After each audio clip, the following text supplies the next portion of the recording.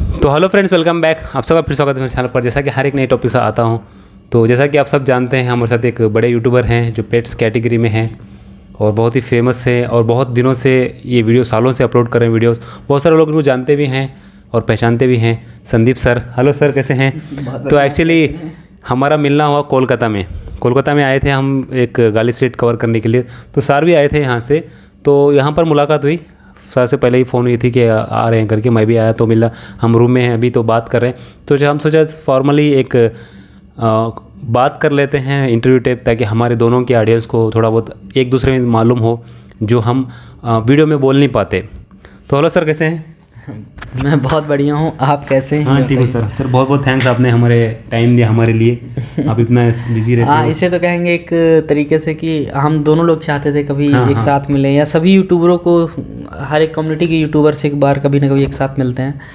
और aquarium hobbyist वाले YouTuber, nature वाले भी एक साथ मिल रहे हैं। ये हमारे नेचर के लिए सबसे अच्छी चीज़ है। हाँ, और इस पूरी वर्ल्ड के लिए भी, क्योंकि ज़्यादातर लोग तो देखे होंगे बहुत कैटेगरीज के यूट्यूबर्स होते हैं जिनमें एकता नहीं रहती। एकता भी होती है, और होती है तो ये तो पैसे को लेके या तो किसी काम को लेके, लेकिन जो हम लोग वर्क कर रहे हैं वो एक प्रकृति को लेके, नेचर को लेके, उसे सेव करने पे लगे हुए हैं। जीव या कोई भी एनिमल, पेट, उसको लेके लग रहे हैं। उस टाइप के लोग जिस दिन एक साथ होने लगेंगे धीरे धीरे, उस दिन सारा कुछ बहुत अच्छा होने वाला है। आपका क्या मानना है? हाँ सही है। हम लोग एक पेट्स को लेके एक जो जिसमें बहुत सारे लोग रखते हैं, इसमें रिटर्न कुछ नहीं मिलता है, ऐसे पेट रखते हैं तो बहुत ही अच्छी चीज़ है। हम लोग एक्सप्लोर करते रहते हैं, कुछ ना कुछ कंटेंट लाते रहते हैं। तो सबसे पहले बताइए सर, कोलकाता आना कैसा हुआ? कोलकाता बस यूं ही कि कोलकाता, एक्चुअल में कोलकाता मुझे कभी पसंद नहीं आता। जस्ट लाइक है बहुत अच्छा शहर, इंडिया के एक टाइम पे कैपिटल भी था, बट कभी पसंद नहीं आता इसके क्राउड को लेके। और आज की डेट पे जानते हैं टाइम भी नहीं है, यहाँ पे आने में भी टाइम लगता है, 2-3 दिन का आना जाना। और फिर आओ तो यहाँ पे इतना क्राउड, कभी रूम नहीं मिलता, कभी रिजर्वेशन नहीं मिलता। बट किसी तरीके से प्लान बनते बनते लॉकडाउन कोरोना को झेलते कभी फ्लोट को आना पड़ा, और आए बहुत अच्छा लगता है। इसका सबसे बड़ा रीज़न ये है कि यहाँ पे एक तो ये इस देश की भी सबसे पुराने शहर है, और यहाँ पे नेचर लवर सबसे ज़्यादा मुझे मिलते हैं। और मैंने देखा बहुत जगह मैं घूमा, दुनिया भी घूमा हूँ, कुछ जगह, कुछ दूसरे देश भी घूमा हूँ, इंडिया भी कई जगह घूमा हूँ। लेकिन जितने मुझे पेट्स के लवर यहाँ पे हैं और पेट को लव करने वाले लोग यहाँ पे हैं, वो मुझे शायद ही कहीं मिले होंगे। कोलकाता में है ना? कोलकाता में तो मेरे भी बहुत सारे फॉलोअर्स हैं, वो भी कोलकाता में हैं। बहुत सारे हैं, मतलब हर जगह से हैं, लेकिन मोस्ट ऑफ अगर कहा जाए तो कोलकाता में बहुत सारे लोग हैं जो सब्सक्राइब किए हैं, फॉलो करते हैं। सालों से मैं देखता हूँ, उनको कमेंट करता हूँ, कोलकाता से हैं। समझो मेरे चैनल के 30-40% जो सब्सक्राइबर्स हैं वो, चलो 30% ही मान लो, लेकिन वो कोलकाता से हैं। तो वो भी बहुत 30% में बहुत ज़्यादा होता है अगर काउंट किया जाए। तो सर आपके यूट्यूब की जर्नी के बारे में थोड़ा बताओ। आप किस तरह चैनल स्टार्ट किए? क्या आपके मन में था स्टार्ट करना, या आप कुछ क्या चीज़ को लेकर आपने स्टार्ट किया था चैनल? एक्चुअल में मैंने जब चैनल स्टार्ट किया था, वो चैनल का मेरा मेन मोटिव था स्टार्ट करने का कि मैं बिजनेस स्टार्ट कर रहा था, जैसे एक्वेरियम का ही बिजनेस था। जब मैंने उसकी स्टार्ट किया तो जो मेरे पास आप लोग आया करते थे, लोग आया करते थे, कस्टमर्स आया करते थे, या कोई भी, तो हर के मन में बहुत सारे क्वेश्चंस हुआ करते थे हर चीज़ों को लेके, कि जैसे ये क्या चीज़ है।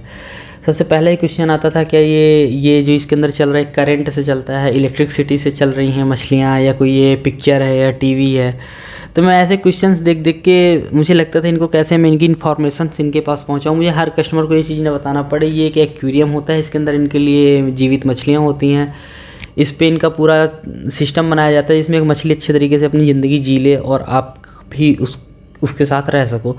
क्योंकि अब बाकी कोई भी पेट अपने घर में रख सकते हो, बट बिना एक्वेरियम के आप मछली को अपने घर में ज़िंदा नहीं रख सकते हो। तो इसकी फिर धीरे धीरे स्टोरी चालू हुई जो आज तक जारी है, और ये लग रहा है कि मुझे कि ये कभी नहीं ख़त्म होने वाली है। आपको क्या लगता है? हाँ, ये अभी मैंने पहले भी मेरे पिछले वीडियो से बताया था, एक दूसरे यूट्यूबर के साथ भी इंटरव्यू हुई थी, उसमें बताया था कि आने वाले दिनों में एक्वेरियम हॉबी बहुत ही क्रेज़ होगा, क्योंकि लोग अभी फ्रस्ट्रेटेड हैं, लोग परेशान हैं कोई ना कोई चीज़ को लेकर, बीवी से, बच्चों से, या पैसों को लेकर, या फाइनेंशियल इशू से। लोग क्या धीरे धीरे नेचर को एडिक्ट हो रहे हैं। हर कोई फैमिली में, मिडिल क्लास में, अगर इवन आप बहुत सारे लोग छोटे घर में रहते हैं तब भी एक बॉल मिलाकर फिशेस को रखते हैं, क्योंकि एक जीव अंदर घर में रहता है तो उनको थोड़ा बहुत रिलैक्सेशन मिलता है। तो और रही बात, तो सर और एक बात थी, आप यूट्यूब स्टार्ट किए और जो मेरे व्यूवर्स हैं बहुत सारे लोग जानते होंगे, और जिनको नहीं पता है मैं बता रहा हूँ, सर जो है टॉप यूट्यूबर्स में आते हैं, इनके 2.5 लाख से ज़्यादा सब्सक्राइबर्स हैं, लेकिन उन्हें हाइड करके रखा है, मुझे पता नहीं रीज़न क्या है। मैं बार बार पूछता हूँ तो बोलते हैं कि अच्छा लगता है ऐसा करके, लेकिन इनके एक्चुअल सब्सक्राइबर जो हैं 2.5 लाख से भी ज़्यादा हैं, 2.5 लाख से ज़्यादा। फिर भी आजकल आप बहुत एक्टिव नहीं है अपने चैनल पे, क्यों? एक्चुअल में मैं यूट्यूब के साथ में, जैसे सब लोग जानते हैं कि मैं एक बिजनेस भी करता हूँ और सर्विस भी किया करता हूँ, लोगों को सर्विसेज भी प्रोवाइड करवाता हूँ एक्वेरियम से रिलेटेड, जैसे कि प्रोडक्ट्स हो गई, फिशेस हो गई। हाँ, यह है कि कुछ ड्राई आइटम्स हो गए जो कि इंडिया लेवल पे भी प्रोवाइड करवा देता हूँ, और जो नॉर्मल फिशेस वगैरह हो गई अपने लोकल एरिया जहाँ का मैं हूँ रीवा में, वहाँ पे देता हूँ। उस वजह से मुझे वीडियो भी बनाना है, बिजनेस भी करना है, फिर यूट्यूब भी देखना है, तो उसकी वजह से थोड़ा सा मुझे सब चीज़ों में मेरे टाइम बढ़ जाते हैं, जिस वजह से मेरे को सारे चीज़ों में टाइम थोड़ा थोड़ा बांट के देना पड़ता है। इस वजह से कई बार कई चीज़ें थोड़ा सा आगे और पीछे हो जाती हैं। और बाकी मैं काम कोशिश करता हूँ पूरे दिल के साथ कि आप लोगों के लिए ही हम लोग हैं। जय सर तो पूरे दिल के साथ यूट्यूब पे लगे हुए हैं, तो मैं तो इनको खुद शुक्रिया कहता हूँ कि इनकी वजह से हमारे कस्टमर्स को नॉलेज, कभी मैं जो चीज़ का नॉलेज नहीं दे पाता वो सर दे देते हैं। मतलब कि बात तो एक ही हुई कि मतलब मैं दूँ या ये दें, एक ही चीज़ तो है भाई भाई। तो हमारा तो काम चलता रहता है, हम तो करते रहते हैं। मेरा पहले भी बताया था, मैं एक यूट्यूबर के साथ इंटरव्यू किया था, और मैंने वीडियोस में बनाता हूँ। आजकल मुझे आदत हो चुकी है, जब मैं वीडियो नहीं बनाता हूँ तो मुझे ऐसा लगता है कुछ खो गया है, तो मुझे अभी क्रेजीनेस सा लग गया। तो सर अभी आपके मध्य प्रदेश से हैं ना, आप मध्य प्रदेश रीवा से हैं। मैं बहुत बार सर से बात कर रहा था, तकरीबन 2-3 साल से हम लोग बात कर रहे थे फ़ोन में, और ये बेंगलुरु भी आए थे, तो किसी कारण की वजह से मैं मिल नहीं पाया, तो उसका बहुत मुझे अफसोस है। सर से सॉरी भी पूछा मैं, उसलिए एक्चुअली वो अवेलेबल था लेकिन मिल नहीं पाया। तो और मैं तो रीवा बहुत जाने की कोशिश किया, लेकिन लॉकडाउन की वजह से बहुत दिक्कतें होंगी। तो इस बार सर को फ़ोन किया कि मैं कोलकाता आ रहा हूँ, तो सर ने बताया मैं भी आ रहा हूँ। क्या इत्तेफाक था कि हम दोनों मिल गए, तो मिले, बहुत अच्छा हुआ, कोलैब वीडियो बनाए। बहुत आपके जो क्वेश्चंस होते हैं हम बात कर रहे हैं इसके बारे में। तो मैं पूछ रहा था आपके मध्य प्रदेश में, जैसा कि मैं हर एक यूट्यूबर से मिलता हूं, तो वहाँ के बारे में पूछता हूं कि वहाँ पर लोगों का क्या क्रेज़ है। जैसा कि अभी मुंबई में है, डिस्कस ज़्यादा लोग रखते हैं, अगर बेंगलोर में आ जाए तो सीटलेट्स हैं, प्लैनेट टैंक ज़्यादा रखते हैं। तो अलग अलग सिटी का, अलग अलग स्टेट का अलग होता है। तो आपके मध्य प्रदेश के सराउंडिंग में कौन सी फिशेज़ ज़्यादा रखते हैं, कौन सा क्रेज़ ज़्यादा है, प्लैनेट टैंक में है, मरीन टैंक में है, फ्रेश वाटर में? हाँ, इस चीज़ में मैं बोलना चाहूँगा कि हमारे यहाँ पे जो लोगों का क्रेज़ है और जो लोग मछलियाँ रखना चाहते हैं, जैसे आपने पूछा, एक्चुअल में अभी हमारे यहाँ के लोगों को ये नहीं पता चल पाया है कि प्लांटेड टैंक कौन सा होता है, मरीन टैंक कौन सा होता है, या फ्रेश वाटर कौन सा होता है। हमारे यहाँ के लोगों को रेड मछलियाँ, रेड फिशेस पसंद है। मैं इसके बारे में कई बार शॉर्ट वीडियोस भी बनाया था कि रेड पैरेट और गोल्ड फिश में डिफरेंस क्या होता है, कि पैरेट ये पैरेट फिश होती है, गोल्ड फिश होती है। मतलब ये हमारे यहाँ रेड फिशेस का क्रेज़ तगड़ा है, रेड फिशेस लोग पालना चाहते हैं, लाल मछलियों का। अच्छा, लाल मछली, हाँ, लाल मछली कोई भी हो, या छोटी मछली, मतलब उनको लगता है छोटा सा गोल्ड है, और बड़ी मछली हो जैसे बड़ा पैरेट हो गया या कोई भी, तो उन्हें लगता है बड़ा सा गोल्ड है। तो आपके इधर मध्य प्रदेश में ऐसा है थोड़ा क्रेज बहुत? नहीं, एक्चुअल में ये कहेंगे कि मध्य प्रदेश में नहीं है, मैं प्रॉपर जिस जगह पे रहता हूँ, मैं जैसे एक शॉपकीपर हूँ और सर्विस भी करता हूँ, मेरे ज़्यादातर आते हैं, बट ये है कि वो जितने भी हैं उनमें से 90% कस्टमर्स रेड फिश के लवर हैं। तो सर और एक आप स्टोर वाले हैं, तो बहुत सारे मैं यूट्यूबर्स मिलता हूं तो सिर्फ यूट्यूबर ही चलाते हैं, तो आप यूट्यूबर प्लस स्टोर भी चलाते हो। तो मैं स्टोर के बारे में कुछ पूछना चाहता हूं, जैसा कि अब कोई एक हॉबीस्ट हैं, स्टोर स्टार्ट करना चाहते हैं और उससे इनकम करना चाहते हैं, तो उसके लिए कितना बजट चाहिए, कितना से स्टार्ट कर सकते हैं, और कुछ क्या इसके ऊपर ज़िंदगी स्पेंड कर सकते हैं, कमा सकते हैं? अगर एक नया यूट्यूबर, एक नया आदमी है जो मिडिल क्लास से हो, कोई भी हो, मिडिल क्लास से भी हो सकता, कोई भी हो, अगर स्टोर स्टार्ट करना चाहे तो किन चीज़ों का ध्यान रखना चाहिए और कितना मिनिमम बजट चाहिए उसके लिए? ये आपने बहुत ही अच्छा सवाल किया है, और इस क्वेश्चन के ऊपर मेरे पास बहुत सारे कमेंट्स आते रहते हैं मेरे पास हमेशा। ऐसे ज़्यादातर लोग जानते हैं मैं वीडियोज़ भी बनाता हूँ और यूट्यूब भी चलाता हूँ और एक्वेरियम सर्विस भी करता हूँ, सेल भी करता हूँ। और इसका जवाब एक जवाब नहीं होता है, क्यों, डिपेंड करता है कि इसके ऊपर मैंने वीडियो भी बनाया है। आप कौन से शहर में एक्वेरियम की शॉप खोल रहे हैं और कैसा एक्वेरियम शॉप खोलना चाहते हैं। शॉप के ऊपर, एक्वेरियम के ऊपर भी, सिटी के ऊपर भी डिपेंड होता है क्या? अच्छा, आपकी सिटी पे कितना नॉलेज है लोगों के पास, कितना किस चीज़ को जानते हैं, वो एक्वेरियम के बारे में जानते भी हैं या नहीं जानते, इस चीज़ को भी तो जानना ज़रूरी है। अच्छा, आपका इसके बारे में क्या कहना है? हाँ सही है, क्योंकि अभी बेंगलुरु में हैं तो वहाँ पर क्रेज़ ज़्यादा है और वहाँ पर नॉलेज भी है ज़्यादा, और मुंबई में है जैसा कोलकाता है, तो बहुत सारी जगह पे यहाँ पर अवेलेबिलिटी ज़्यादा होती है, तो लोग ज़्यादा फिशेस रखते हैं। जैसे कि अभी अपन लोग कोलकाता है, मैं कई सारी शॉप में जाता हूँ तो उनके पास बात करने का टाइम नहीं है। लेकिन अगर आप मेरे यहाँ आएंगे, मेरे यहाँ रीवा में आएंगे, अगर हम जैसे जस्ट लाइक मेरी शॉप ले, मेरे शॉप में कस्टमर आते हैं तो बोलते हैं भैया आपकी दुकान में तो कभी कोई रहता है नहीं, दिन में 2-3 लोग ही आते हैं, 4 लोग आते हैं, आपका टाइम पास कैसे होता है, आप कैसे बैठे रहते होंगे। तो बस यही चीज़ें हैं कि यही डिफरेंस होते हैं। और जबकि ऐसा भी नहीं है कि मेरे को वहाँ काम करते हुए 4 से 5 साल हो चुका है। अच्छा अच्छा। और वो भी इतना फेमस, इतना यूट्यूब में वीडियो सारा कुछ करते हैं फिर भी।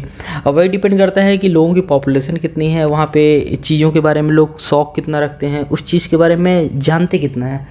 अब मैं ऐसा भी नहीं बोल सकता हूँ कि आज हमारे शहर में इतने कम हैं तो आपके शहर में भी ऐसा होगा, और जब मेरे शहर में आज ऐसे हैं तो 2 साल बाद ऐसे नहीं होंगे। धीरे धीरे ये चीज़ें बढ़ती हैं, क्रेज़ आता है, धीरे धीरे लोग सीखते हैं। तो फिर भी अगर मिनिमम बात करें तो कितना बजट चाहिए एक स्टोर स्टार्ट करने के लिए? अगर एज अ हॉबी स्टोर, अगर आप एज अ बैचलर और कोई बिजनेस स्टार्ट करना चाहते हैं और आपके पास एकदम से कम बजट है, तो मेरे हिसाब से जो मेरा प्रोफेशन और जो मैंने स्टार्टिंग की थी, हिसाब से अगर आप एक एक्टिव बंदे हैं, वो इसमें डिपेंड करता है आपकी एज कितनी है। अगर आप 20 ईयर्स के आसपास हैं और आप बार बार उस मार्केट पे जाके आ सकते हैं, माल बेच के फिर दोबारा ख़रीदने की एक्टिविटी रखते हैं, जैसे हर हफ्ते आप माल मंगा सकते हैं, बेच सकते हैं, तो आप 30,000 to 50,000 में एक अच्छा बिजनेस एक्वेरियम का स्टार्ट कर सकते हो। ये दुकान स्टोर के और फर्नीचर छोड़ के इसके अलावा सिर्फ लाइव फिशेस के लिए सारा कुछ? सारा कुछ, हाँ। इसका आपको बजट बनाना पड़ेगा, आप स्टॉक की लिमिट रखनी पड़ेगी, और आप इसमें टर्नओवर कितना कर सकते हैं। जैसे आप माल बेचिए, अब आप कितना जल्दी उस पर माल स्टॉक कर सकते हैं। जैसे आप माल बेचोगे तो आपके पास पैसा आएगा, आपके पास एक अच्छा पूंजी नहीं लगाए, आप थोड़ी सी पूंजी लगाए, लेकिन आप जब थोड़ा सा माल बेचे तो आपके पास पैसा आ गया, फिर आप उसी पैसे से तुरंत माल ला रहे हो। अच्छा अच्छा, हाँ तुरंत। तो इनका कहने का मतलब है स्टार्टिंग अगर एक सिंपल से स्टार्ट करना चाहते 30,000 रुपीज़ से ये बिज़नेस स्टार्ट कर सकते हैं, लेकिन दुकान का अलग है हिसाब, फर्नीचर का अलग है उसके अलावा।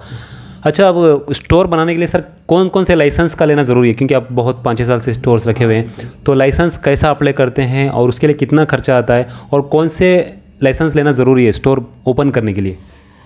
वैसे मैं इसके बारे में भी कई बार बहुत अच्छे से डिस्क्राइब किया हूँ, बहुत अच्छे से डिस्क्रिप्शन में वीडियोस बनाया हूँ, बट एक बार मैं फिर से कहना चाहूँगा, लाइसेंस में बहुत ज़्यादा कन्फ्यूज़न होता है। और ये सबसे ज़्यादा कन्फ्यूज़न कहाँ पे होता है? जो सिटीज़ काफ़ी ज़्यादा बड़ी होती हैं। जैसे कि जब अपन लोग बॉम्बे में शॉप खोलना चाहते हैं, पुणे में खोलना चाहते हैं, बेंगलुरु में खोलना चाहते हैं, इंदौर में खोलना चाहते हैं, भोपाल में खोलना चाहते हैं, तो लगता है वहाँ पर ऑफिसर बहुत सारे हैं, जाँच बहुत होती है। बिजनेस स्टार्ट कर रहे हैं, एक पेट शॉप स्टार्ट कर रहे हैं, बट पेट शॉप में कैटेगरीज होती हैं बहुत ज़बरदस्त। जैसे कि कुछ पेट्स इलीगल होती हैं, उनको कोई लाइसेंस बनता ही नहीं, उनके बारे में भूल जाना चाहिए। दूसरे नंबर में कैटेगरीज आती हैं, जैसे कि कुछ रैबिट्स होते हैं, हैमस्टर होते हैं, बर्ड्स होती हैं। बर्ड्स में भी आजकल इलीगल बर्ड्स हो चुके हैं, बैंड पेट्स हो चुके हैं, उनको भी नहीं रखना चाहिए, उनके बारे में लाइसेंस के बारे में भी भूल जाना चाहिए। अच्छा, जो नॉर्मल बर्ड्स हैं वो भी कैंसिल इलीगल हो गए? नहीं, नॉर्मल नहीं। जैसे कि नॉर्मल बर्ड्स में आते हैं ना, जैसे कि आपके पैरट्स हो गए, हाँ वो तो पहले से बैन है। पहले से, हाँ 4-5 साल ही हुआ है अभी। खैर ऐसे ही कुछ बर्ड्स और भी हैं, बट जो नॉर्मल बजीज पैरट्स होती हैं, लव बर्ड्स होते हैं, आपके कॉकटेल होते हैं, इनका भी एक लाइसेंस बनता है एज अ बर्ड शॉप और पेट शॉप पे, वो अलग बनता है। लेकिन अब अपन लोग आते हैं एक्वेरियम शॉप की बात कर रहे थे, तो एक्वेरियम शॉप का अगर कहा जाए तो एक एज अ फिश से स्टार्ट करते हैं। फिश एक कच्चा आइटम होता है, कहा जाए तो जैसे कि एक सब्जी की दुकान, इस लेवल पे आता है एक आपके एक्वेरियम शॉप पे स्टार्टिंग होती है। लेकिन ये तब तक होती है जब आप एक स्तर पे, एक लेवल पे काम कर रहे हो, उस छोटे लेवल पे, मतलब कि सिर्फ आप नॉर्मल जैसे हैंड क्राफ्ट की चीज़ें होती हैं, वैसे आपका हैंडमेड एक्वेरियम होता है। और जो मछलियाँ होती हैं वो कच्चे का होते हैं, टैक्स फ्री होती हैं, इनका कोई टैक्स भी नहीं होता, मतलब GST का भी कोई टेंशन नहीं है। और दूसरे नंबर पे होता है as a worker, as a business आप करते क्या हो, तो आपको एक खुद का एक रजिस्ट्रेशन करवाना पड़ता है। ये एक हम लोगों के यहाँ होता है लोक सेवा केंद्र नाम से, अपने मध्य प्रदेश में एक सर्विस चलती है, वहाँ पे अपने एक बिजनेस का रजिस्ट्रेशन होता है, उसमें 1000 रुपीज़ का रजिस्ट्रेशन होता है। बस 1000 में लाइसेंस बन जाता है, बस उतना ही करना है। हाँ, एक एक्चुअली उसे बोलते हैं एक रजिस्ट्रेशन, कि आप इस प्रोडक्ट का बिजनेस कर रहे हो एज अ फिश। अब रही बात लाइसेंस की, तो वही आपका लाइसेंस हो जाता है, वही आपका एक्चुअल में बिजनेस हो जाता है। तो बहुत अच्छा, आज एक बात मालूम है हम लोगों को कि 1000 रुपीज़ से आपको लाइसेंस जो है बन जाता है एक्वेरियम स्टोर का। अगर ज़्यादा जानकारी चाहते हो तो सर का चैनल पे आप विजिट कर सकते हो, डिस्क्रिप्शन में लिंक दे दिया, उन्होंने डिटेल्स में उसके बारे में बताया है। तो सर और एक क्वेश्चन था कि आप जब मध्य प्रदेश से हैं, रीवा से हैं, तो मैं किसी का स्टोर का नाम नहीं पूछ रहा हूँ, बस आप सिटी बता देना कि ज़्यादातर फिशेज़ आप होलसेल कहाँ से ख़रीदते हो, एक्सेसरीज़ कहाँ से ख़रीदते हो आपके स्टोर के लिए? एक्चुअल में मेरा जितना भी सामान आता है वो सिर्फ 2 जगह से आता है, और बाकी जगह से कहीं से भी लेते हैं तो या तो कॉस्टली पड़ता है या तो लोग देते नहीं हैं, और या तो फिर कई बार ऐसा होता है जैसे हम लोग फिश टैंक मंगाते हैं इंपोर्टेड, तो ये लोग टूटा हुआ सामान भेज देते थे। ऐसा हम लोगों ने शुरू में ट्राई किया था कि अपने MP से कहीं से मंगाने का, उसके बाद हम लोगों ने सारा कुछ बंद कर दिया। अब हम लोग जो माल लेते हैं, भले हम लोगों को थोड़ा सा क्वांटिटी ज़्यादा मंगानी पड़ती है, इसकी वजह से हम लोग को थोड़ा सा लॉस होता है कि हम लोग का प्रोडक्ट फंस जाता है, मतलब सेल जैसे आउट हम लोग यहाँ एरिया में कम है तो हम लोग उसे स्टोर करना पड़ता है। और यदि अपन लोग लोकल एरिया से लेते थे तो ख़राब सामान या तो आउट ऑफ डेटेड सामान भेज देते हैं, और या तो मंगाओ कुछ तो वो भी चीज़ें भेज देते हैं, या तो जो मंगाना चाहते हैं वो नहीं मिलती। तो इस वजह से अपन लोग चेन्नई और हावड़ा और दिल्ली 3 जगह से सामान मंगाते हैं। मुंबई से नहीं मंगाते? मुंबई से भी नहीं मंगवा रहे हैं। अच्छा, वाया ट्रेन आ जाता है पूरा? वाया ट्रेन आता है।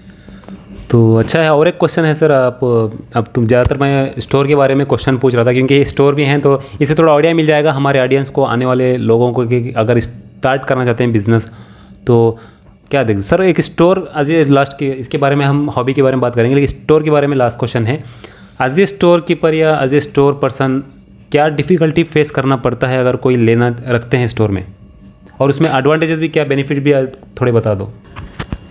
ये बहुत ही अच्छा क्वेश्चन किया आपने कि शॉप खोलने पे क्या बेनिफिट्स हैं और क्या लॉस है।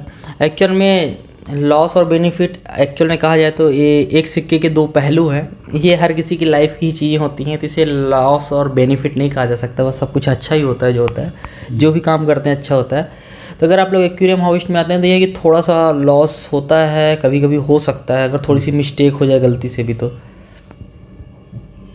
जैसे अगर आपके यहाँ इन्वर्टर नहीं लगा और आपके एरिया में कभी कोई त्रासदी हो गई, बाढ़ आ गई, लाइट चली गई, और आपका एक एक्वेरियम स्टोर है, आपको उस दिन माल आया हुआ है, पूरे एक्वेरियम्स में फिशेस हैं, उसी दिन आधी तूफान आया, लाइट चली गई 2-3 दिन के लिए, तो ऐसा हो जाता है कि दूसरे दिन आप अपनी शॉप में विजिट करते हैं तो कई सारे टैंक्स ऐसे होते हैं जो जिनकी सारी की सारी मछलियाँ मर जाती हैं, और आप देख के दूसरे दिन काफ़ी ज़्यादा दुखी हो सकते हो।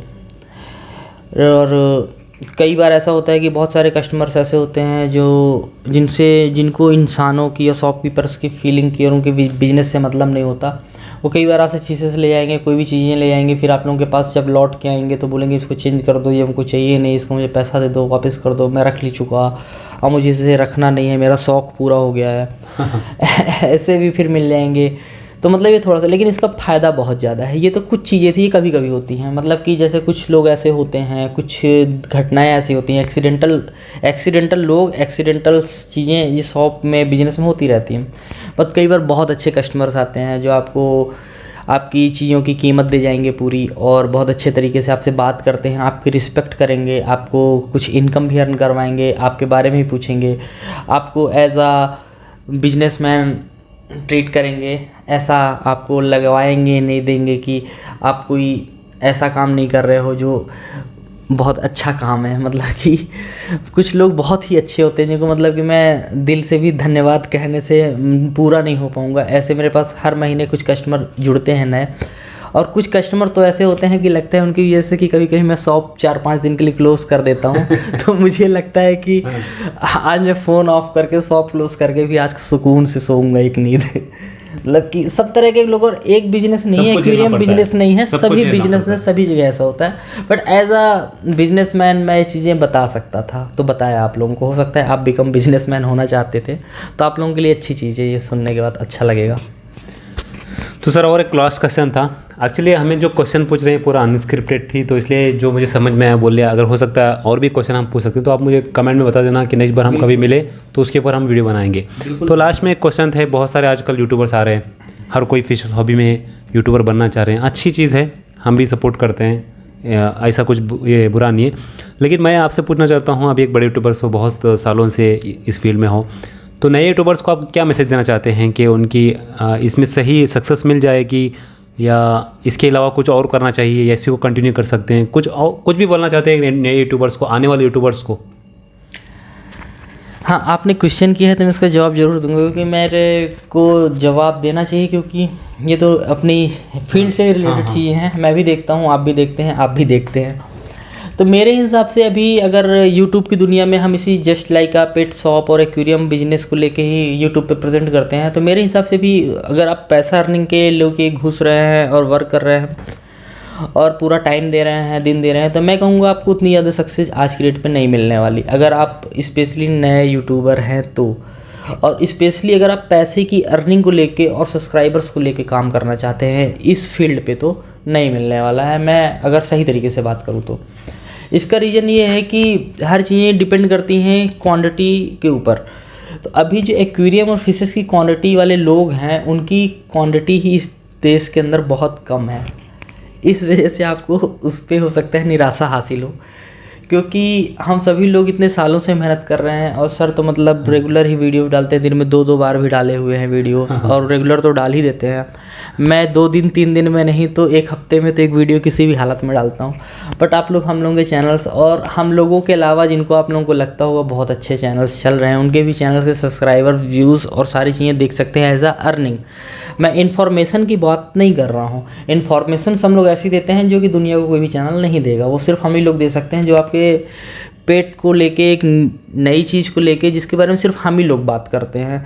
ना कि हम लोग ये सोचते हैं कि नहीं चलो हम लोग कॉमेडी करते हैं, प्रैंक करते हैं, बहुत ज़्यादा व्यूज़ आएंगे, बहुत ज़्यादा पैसे कमा लेंगे, जो काम हम लोग भी कर सकते थे। लेकिन नहीं, हम लोगों को लगा कि नहीं चलो किसी चीज़ को सेव करते हैं, किसी और चीज़ की इन्फॉर्मेशन लोगों तक पहुंचाते हैं। तो आप लोग समझ गए होंगे कि आप लोगों को घुसना चाहिए इस हॉबी में या नहीं। तो आज के लिए बस इतना ही करते हैं। और हाँ ठीक है, थैंक यू सर, आपने एक सवाल हमारे साथ टाइम दिया थोड़ा बहुत, और बहुत बहुत थैंक्स, आपने हमें जॉब इसका इंटरव्यू के लिए हमें मौका दिया। तो और एक लास्ट क्वेश्चन मतलब नहीं, बस एक मैसेज लेना चाहता हूँ हमारे व्यूवर्स को और फिश हॉबी वालों को। इस वीक के बाद हम ख़त्म करेंगे वीडियो, तो आप क्या मैसेज देना चाहते हो? मैं बहुत अच्छा क्वेश्चन किया। सबसे पहले तो मैं बोलूँगा, तो मैं सिर्फ आप लोगों को यही मैसेज देना चाहता हूँ कि आप लोग जितने शौक़ से ये पेट पालते हो या कोई भी पेट की सेवा करते हो, रखते हो, अपनी हॉबी बढ़ाते हो, तो आप लोग ये जानिएगा कि आप ये सिर्फ एक हॉबी नहीं रख रहे, एक पेट नहीं रख रहे, एक लक नहीं रख रहे हो, एक आपका मतलब कि सिर्फ 100 पीस नहीं है, आप ये नेचर को सेव रख रहे हो। और आपकी वजह से आपका लोग देख के और आपकी हेल्थ के लिए, आपकी वेल्थ के लिए, आपके तबीयत के लिए, मतलब कि कहा जाए तो आपके वास्तु के लिए, हर चीज़ से लेके, और आप ये वर्ल्ड को भी सेव रख सकते हो, इस दुनिया को भी बचा सकते हो इस चीज़ को लेके। इतना ही मैं कहना चाहता हूँ। इसके बाद इसकी गहराइयों को अगर मैं बताने लगूँगा तो हो सकता है पूरी ज़िंदगी बीत जाएगी, तो वो पॉसिबल नहीं है। तो ठीक है, थैंक यू सर, आपने मौका दिया और बहुत ही अच्छी बात कही, ऐसी सी बात कही जिसे हम लोग बहुत कम सुनते हैं। तो अगर ज़्यादा जानकारी चाहते हैं, ये बहुत ही डीप से समझाते हैं और बहुत अच्छा समझाते हैं, तो थोड़ा इनका इंटरेस्टिंग स्टाइल होता है समझाने का। मैंने बहुत सारे वीडियो देखे हैं, तो अभी जाकर देख लेना। चैनल का डिस्क्रिप्शन जो मैंने उनका चैनल का लिंक डाल दिया है, वहाँ जाकर उनको फॉलो कर लेना और उनके वीडियोज़ देख लेना। Thanks for watching. इस तरह के बहुत से वीडियो आते रहेंगे, फिर एक नए टॉपिक के साथ मिलेंगे। अगली बार के लिए कमेंट जरूर करना कि अगली बार अगर हम सर के साथ मिले तो कौन से कमेंट हम पर्सनली हो या कुछ भी पूछ सकते हैं, तो वो मैं ज़रूर अगली बार उसको पॉइंट आउट कर लूँगा। Thanks for watching. फिर एक नए टॉपिक के साथ मिलेंगे, अब तक के लिए नमस्ते, गुड बाय।